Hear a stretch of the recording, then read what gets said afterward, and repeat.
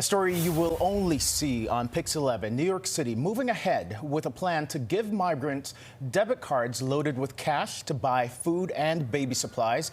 And we have first look at how the plan to do it. Yeah, there's been a firestorm of controversy since word about the program first leaked. Our Henry Rossoff is live at the Roosevelt Hotel, the main processing center for newly arrived migrants, with this exclusive story. Henry. I was able to learn that the first 10 debit cards will be handed out here at the Roosevelt to newly arrived families. And once this ramps up by next week or so, there'll be about 115, that's 115 of these cards in circulation, serving about 460 migrants. That includes a lot of young children.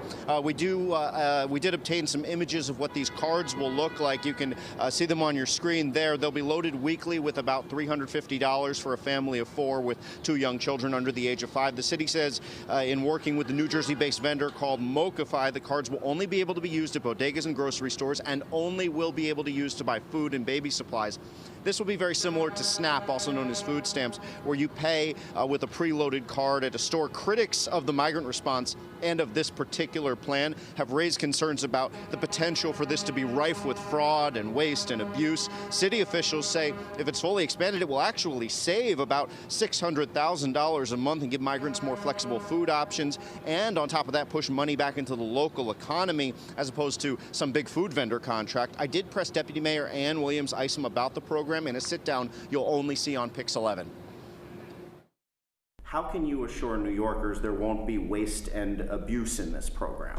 Saving New Yorkers $600,000 a month is a smart thing to do. Saving New Yorkers $7.2 million a year is a smart thing to do. Making sure that we are decreasing waste is a smart thing to do. Making sure that we've put in guardrails so that people can only use it for food and baby supplies. So if you try to go to Bloomingdale's and use it for shoes, it will be rejected. If there are things that we see where people abuse it, we can take the card back.